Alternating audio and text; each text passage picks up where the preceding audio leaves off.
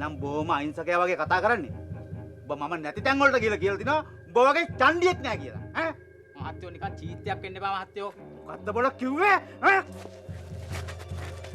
මේ මහත්තයෝ තිරසම් වැඩ කරන්න හදන්න එපා. මහත්තයාගේ සල්ලි බලය අපි වගේ අහිංසක මිනිසුන් පෙන්නන්න හදන්න එපා. මේ ඔයාගේ තරමට ඉදිමියල්ලා මම පොලිසිය ගිහලා එන්ට්‍රියක් දානවා. බලයන් එකක් නෙමෙයි 10ක් දාපන්. මම බය වෙයි. දානවා තමයි.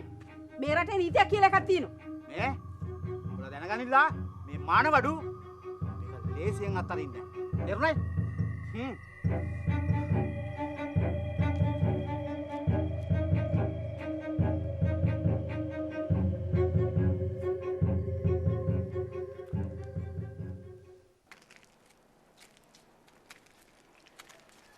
ප්‍රශ්නේ මේ තරම් දුරදිග ගියේ අර පුෂ්පා කියන ගෑණිහින්ද.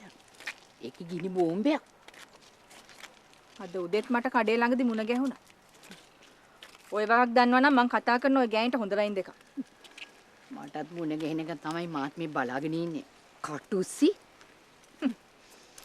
අම්මත් අහුවෙලා තියෙන්නේ හොඳ ගිනි බෝම්බයකට. අර ගොබිලා ධර්මසිරියට මොන හරි කරලා තිබුණොත් මං ගිහින් එකකින් බෙල්ල මිරිකනවා. අනේ අම්මේ. මේ සිද්ධ වෙලා තියෙන ප්‍රශ්න මැදට අම්මා තවත් ප්‍රශ්න දා ගන්නවා. අයියට සහෝදර කැක්කුමක් නැති වුණාට මට තියෙනවා සහෝදර කැක්කුම. අම්මා ඇවිල්ලා සිද්ධ වෙච්ච කරදරේ කිව්වහම ඒකයි මම මේ යන්නේ එන්නේ. උඹ ගැන අයියාගේ හිතේ ආදරයක් නැතුව නෙවෙයි. අර නාල්නේ හින්දා ඔබට උදව්වක් කරන්න විදියක් නෑ අයියට. අයියා දැනගන්න ඕනේ පිරිමියෙක් විදිහට ජීවත් වෙන්න. ඒ ගෑනිට බය ඒ ගෑණි කියන පදේට නටන්න තියාගත්තේ. මාඩිලෝ ඔන්න අරකි මේ පැත්තට එනවා. ඔන්නේ අම්මා පල්ල මේකිට ලැජ්ජාවක් නෑ මට මේ කිව්ව පේනකොට මගේ ඇඟේ මාළු නටනවා. කේලම් කියලා එනවා තව සිරික්කිය දාගෙන නේ. මොකද්ද මානේ ලේ කතාව තේරුම? මං කාටද කේලම් කිව්වේ? අනේ තොත්ත බබා වරෙන් කුඹ හරහට දාලා නලවන්න. කවුරු හරි නැන්දලට මං ගැන ලොකු බොරුවක් කියලා තියෙන හැඩයි. මේ පුෂ්පා නිකන් සුදුලුණු පොඩි කරන්න එන්න එපා. අපේ අයියා බැන්නයි කියලා මානවඩු මහත්තයාට ගිහින් කේලම් කිව්වේ නැද්ද? අනේ අම්මේ මානවඩු මහත්තයා මට හුඟ කාලෙකින් හම්බුනේත් නැහැ. ඉතින් මං කොහොමද කේලම් කියන්නේ? අනේ ඵලයන් බම් පුෂ්ප බොරු කියන්නේ නැතෝ. ගිනි බෝම්බේ මේ නැන්දේ. ඕවට විතරක් එන්න එපා මගෙත් එක්ක. මං නැන්ද හිතාගෙන ඉන්න જાතිය ගෑණියෙක් නෙමෙයි. මේ අපි දන්නවා කාය කාගෙත් පැටිකිරිය හොඳට. මගේ මුකුත් අහගන්න එපා. මොනවද උඹලා දන්න මගේ පැටිකිරිය? උඹලා කටවල වලට නම් හොඳක් සිද්ධ වෙන්නේ. ඔහේ කේලම් කියලා ඒක වහගන්න අපිත් එක කට ගහගෙන එනවද? මෙච්චර දවස් නම් මං කේලම් කිව්වේ නැහැ. හැබැයි දැන් කියනවා මම මානවඩු මහත්තයාට කියලා. කියලා එල්ලයි අපිව.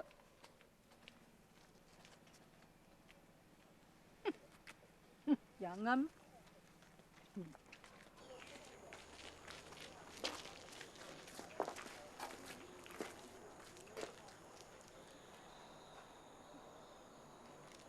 අම්මා ගෙදර නෑ වගේ අයියේ.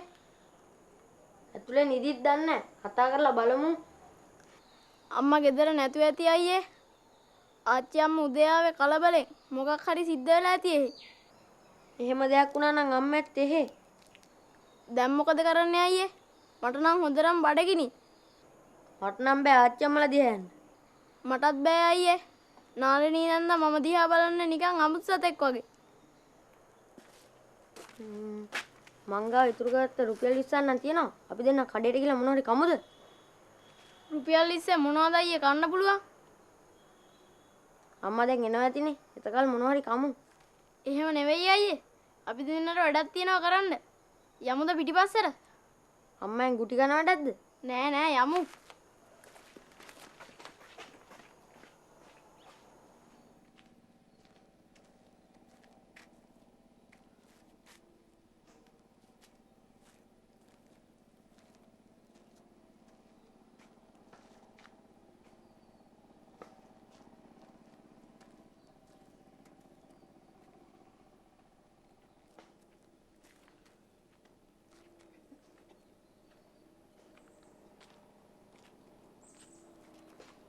අන්න අර මිනිහා ඇවිල්ලා ධර්මසිට ගහලා ගියා.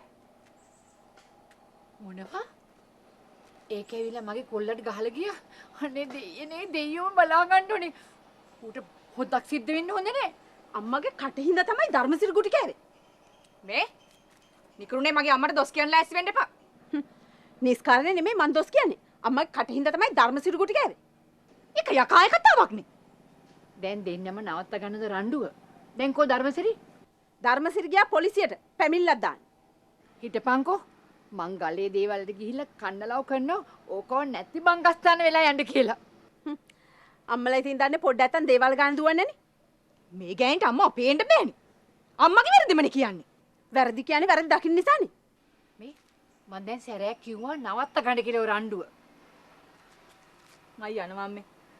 මං හවසට නම් අයියව බලලා යන්න. පරිස්සමෙන් යන්න දුවේ මේ. අර වසවර්තයව මුණ ගැහුණුතින් දැක්ක නොදැක්ක ගන්න යන්න. තේන්නද? පරිස්සමෙන් දුවේ.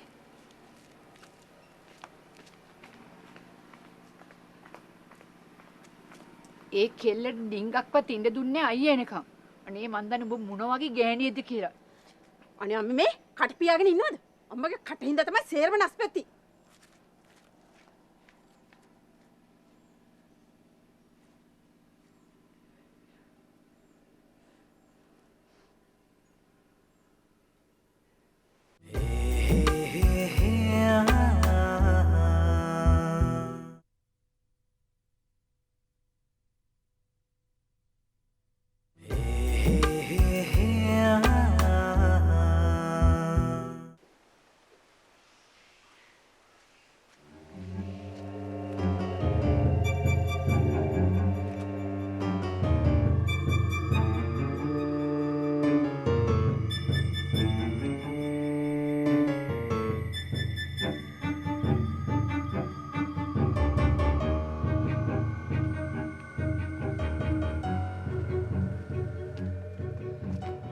කෙනායි කේලම් අහලා මගේ අයියට ගහන්න මහත්තයාට කිසිම අයිතියක් නැහැ. මේ ධර්මසිරිගේ නංගිනේ. දැකපු කාල. මට මානෙල අඳුර ගන්නත් බැරුව ගියා. කේලම්?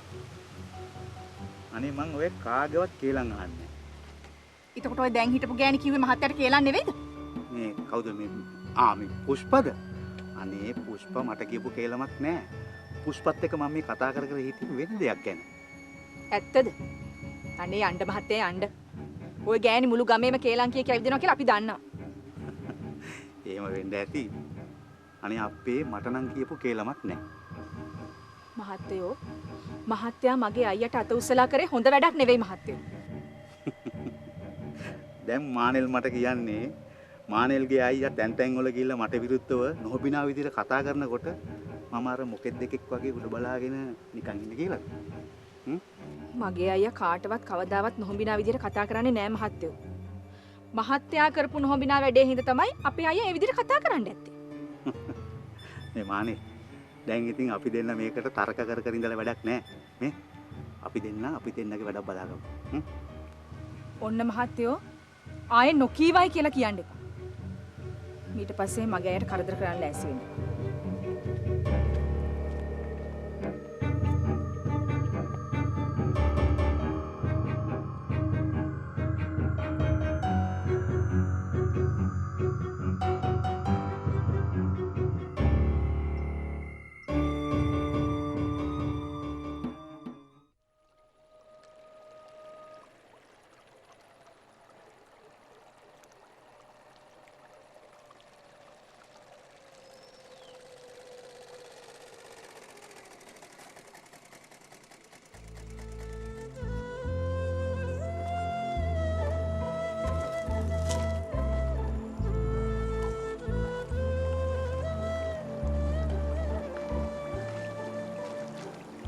නෝනේ මොකද වෙන්නේ?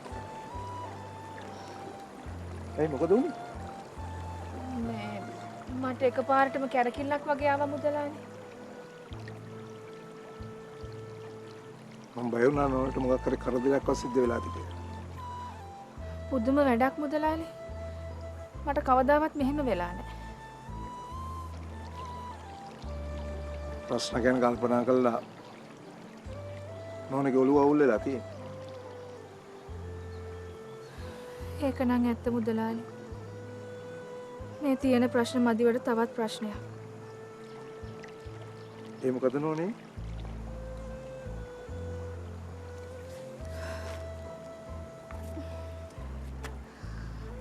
අර මානවඩු කියලා ලේකම් කෙනෙක් ඉන්නේ. ඔව්. මිනිහා අපේ අයියත් එක්ක පැටලිලා මුදලාලි.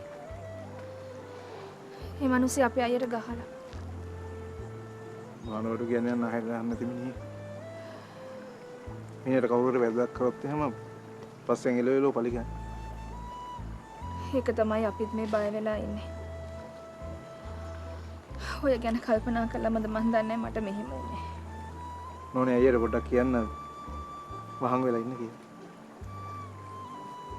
අපේ අයියත් එහෙම ලේසියෙන් කාටවත් දෙවෙනි වෙන කෙනෙක් නෙවෙයි මුදලාලි.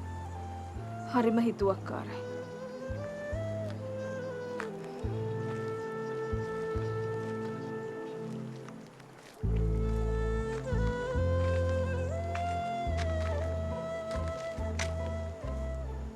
නෝනේ මානවඩු කියන්නේ සතා. අයියා ටිකක් පරිස්සම් වෙලා ඉන්න කියලා. අනේ මන් දන්නේ නැහැ මුදලාලි. ජීවිතේ කිසිම සතුටක් නැහැ මේ ප්‍රශ්න හන්දා. සතුටෙන් හිටපු එක දවසක් මට මතක නැහැ. වෙලාවකට හිතනවා මෙහෙම විඳව ඉන්නවයි මොකටද කියලා. නෝනේට විතරක් නෙමෙයි. මේ ලෝකේ ඉපදිච්ච හැම මිනිහෙකුටම ප්‍රශ්න තියෙනවා. හැබැයි ඉතින් ප්‍රශ්න වලින් පැනලා දුවන්නේ දුර්වල මිනිස්සු. මම නෝනේට කිව්වනේ. මම නෝනේට උදව් කරන්න. කිසි දෙයකට බය වෙන්න එපා. මං කොහොමද මුදලාලිගෙන් උදව් ඉල්ලන්නේ?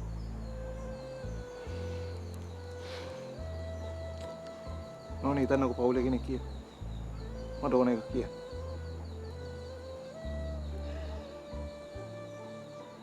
රැ වෙන්නත් ආවනේ. මං එහෙනම් යන්නම් මුදලාලි. මං ගිහින් බස්සන්න. එම් බයිසිකල් ගන්න.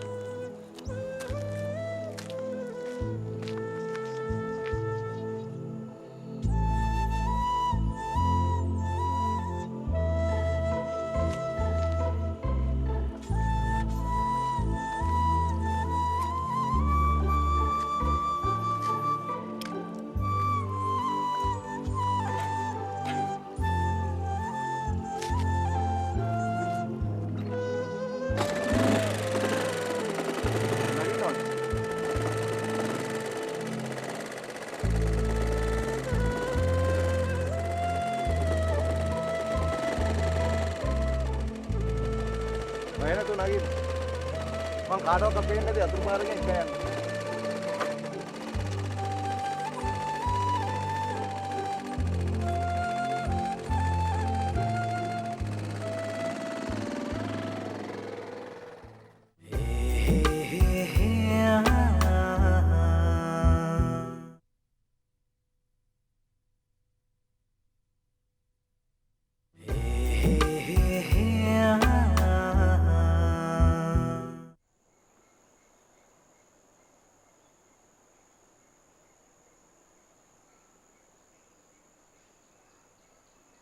මොකටද අයියේ සංසාරේ කියලා කියන්නේ? අනේ මන් දන්නේ නැහැ මාළි. ඒත් අපේ පන්සලේ ලොකු හම්දුරන් කිව්වා අපි ඉපදී මරණ එකලු සංසාර චක්‍රය කියන්නේ. ඇයි අයියා අපි ඉපදී මැරෙන්නේ? අපි කරලා තියෙන කෙලෙස් වලට මල්ලි. කෙලෙස් කියන්නේ මොනවටද අයියේ? කෙලෙස් කියන්නේ අපි කරලා තියෙන පව් වලට. ඇයි මල්ලිට සසර කාලේ කරුණාද? ටිකක් විතර. ආන් අම්මත් එනවා.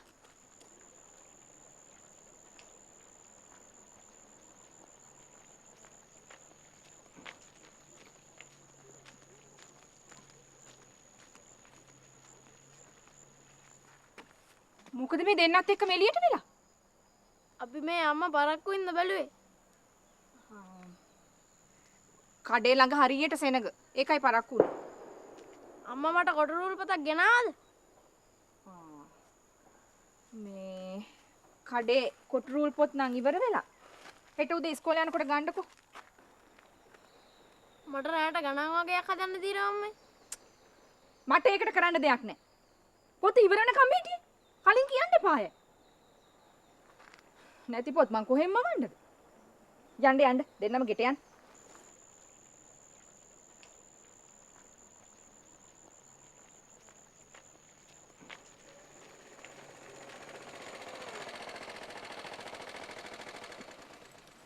හොඳ වෙලාවට මම පාලම ළඟින් බැස්සේ මුදලාලි. ඒ අපේ ගෙදෙට්ට අල්ලපු ගෙදර ඉන්න ගෑනු කෙනා මට ඉස්සරහට මුණ ගැහුණා. මුදලාලි දන්නේ නැහැ ගෑනු කෙනාගේ හැටි. ඕපාදූප මල්ල. මම මුදලාලිත් එක්ක බයිසිකලේ යනවා දැක්කනම් එහෙම හෙට උදේ වෙද්දි මුළු ගමේම පතුරවලා තියෙයි. මට පාරට බහින්න බැරි තරමට. ඔය ඉතින් ගෙදරට වෙලා කාලා බීලා පිටුමුට්ට වගේ හිටියාම කරන්න වැඩකුත් තියෙන්න බෑ. ඕනේ මහත්තයා දැන් මෙයිද? නෑ මුදලාලි. දැන් එනකොට ගොඩාක් රෑ වෙනවා.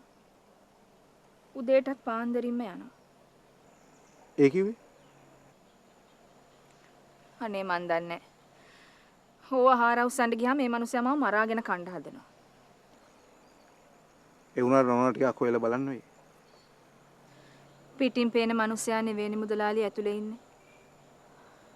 මට දැන් ওই ජයනාත්ව අඳුර ගන්න බැරුවයි ඉන්නේ. දැන් ඉතින් මොනව කරන්නද ඕනේ? මුදලාලි ගිහිල්ලා තේ එකක් බීලා යන්න.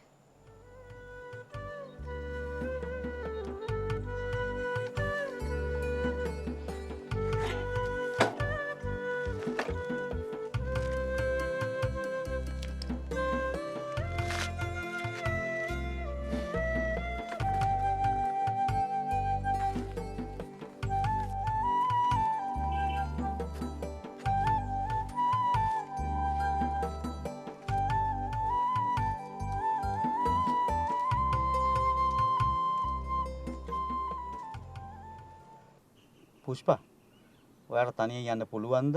එහෙම නැත්නම් මං ඇවිල්ලා බස්සන්නද? එහෙම හොඳ නෑනේ මහත්තයා. කවුරුත් දැක්කොත් මම යන්නම්. අනේ මහත්තයා මගේ රස්සාව. පුෂ්පා මං ඔයාට කිව්වනේ මම අපේ ඇමතිතුමාට කියලා ඔයාට ඉක්මනටම හොඳ රස්සාවක් හොයලා දෙන්න. මගේ සුසුකම් වලට ගැලපෙන මොකක් හරි එකක් කමන්නේ මහත්තයා මට රස්සාවක් ලැබුණා. ළමයෝ මං කිව්වනේ ඔයාට පුළුවන් තරම් ඉක්මනට මම රස්සාවක් හදලා දෙනවා කියලා. ආයෙ වෙන්න එපා. නාලේ නීලා නම් ඉන්නේ මාව මරන් කන්න තරම් කේන්ති මහත්තයා. ඔව්. මහා අම්මන්ඩි ඔය ලේලිගෙයි කොහොමත් කට ටිකක් වැඩි. පුෂ්පා ඔයා බය වෙන්න එපා. ඔයාට බැන්නොත් ඔයා බනින්න. ඔයාට ගැහුවොත් ඔයා ගහන්න. මොන ප්‍රශ්නේ වුණත් මම මේ හැම දෙයක්ම බලා ගන්නවා. තේරුණා?